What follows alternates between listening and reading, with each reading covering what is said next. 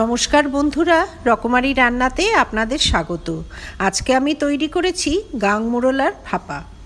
গরম গরম ভাতের সাথে ছোট মাছের এই চচ্চড়িটি খেতে অপূর্ব লাগবে। খুবই কম সময়ে চটজলদি মাত্র 10 মিনিটে এই সুস্বাদু মাছের রেসিপিটি বানানো যায়। মাছের ভাপা বানানোর জন্য কিছু সবজি নিয়েছি। আছে একটা আলু, একটা টমেটো, একটা পেঁয়াজ, এক মুঠো ধনেপাতা আর 3টে কাঁচা পাকা লঙ্কা। ধনেপাতাটা খুব মিহি করে কুচিয়ে নিয়েছি আর টমেটো, পেঁয়াজ সব কিছু কেটে নিয়েছি।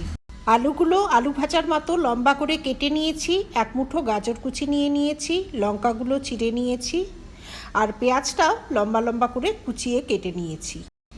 নিয়েছি 200 গ্রাম গাং মোরলা। মাছটাকে পরিষ্কার করে ধুয়ে দিয়ে দিলাম আধা চামচ নুন ও আধা চামচ হলুদ।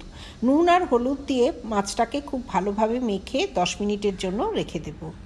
একটা টিফিন বক্স নিয়ে নিয়েছি। এবার এতে নুন হলুদ মাখানো মাছগুলো দিয়ে দেব। সমস্ত মাছ অ্যাড করে দিয়ে দিলাম বেশ খানিকটা টমেটো কুচি, আলু কুচি। এবারে টমেটো কুচি ও আলু কুচিটা দিয়ে মাছটাকে বেশ ভালো করে মেখে নেব। তারপর অ্যাড করে দিলাম পেঁয়াজ কুচিটা। কুচিয়ে রাখা গাজরগুলো এই সময়ই অ্যাড করে দিতে হবে। ধনেপাতা কুচিটা অ্যাড করে দিয়ে সমস্ত কিছু খুব ভালোভাবে মেখে নেব। যত ভালো করে মাছ ও সবজি মাখা হবে, মাছের ঝোলের স্বাদ ঠিক ততটাই ভালো হবে। এখানে একটা প্লেটে নিয়েছি 1 চামচ কালো সর্ষে, 1 চামচ হলুদ সর্ষে ও 2টো শুকনো লঙ্কা। মিক্সির ছোটো জারটা নিয়ে এতে শুকনো লঙ্কা ও সর্ষেগুলো অ্যাড করে দিলাম। সামান্য একটু জল দিয়ে একটা কাঁচা লঙ্কা অ্যাড করে দিয়ে একটা পেস্ট বানিয়ে নেব। এবারে সর্ষে, কাঁচা লঙ্কা, শুকনো লঙ্কার পেস্টটা মাছে অ্যাড করে দিয়ে খুব ভালো করে মেখে নেব। সমস্ত মশলার পেস্ট অ্যাড করে দিয়ে হাত দিয়ে খুব ভালোভাবে মেখে নিলাম। এই মাখানোর কাজটা হাত দিয়ে করলেই সবচেয়ে বেশি ভালো হয়, চামচ দিয়ে অতটা ভালো মাখানো যাবে না। এরপর এতে অ্যাড করে দিলাম আধা চামচ কাশ্মীরি লঙ্কা গুঁড়ো। এতে মাছের কালারটা বেশ সুন্দর হবে, তবে পছন্দ না হলে অ্যাড না করলেও চলে। আমি সর্ষে বাটার সঙ্গে শুকনো লঙ্কা অ্যাড করেছি, সেজন্য আর কোনো ঝাল লঙ্কার গুঁড়ো অ্যাড করে দিলাম না। কাশ্মীরি লঙ্কা গুঁড়ো অ্যাড করায় একটা সুন্দর কালার হবে, কিন্তু কোনো ঝাল হবে না। মিক্সি জারে যে অবশিষ্ট মশলা লেগেছিল সেটা জল দিয়ে ধুয়ে মাছে অ্যাড করে দিলাম। মাছটা আরও একবার ভালো করে মেখে নিয়ে এতে অ্যাড করে দিলাম আধা চামচ নুন। এর আগে মাছে একবার নুন হলুদ মাখিয়েছি, সে কথা মনে রেখে সাবধানে নুনটা অ্যাড করতে হবে। মাছ ম্যারিনেটের থালাটা ধুয়ে আরও খানিকটা জল অ্যাড করে দিয়ে এতে দিয়ে দিলাম 2 চামচ কাঁচা সর্ষের তেল। যে কোনো মাছের ভাপাতে কাঁচা সর্ষের তেল অবশ্যই অ্যাড করতে হবে।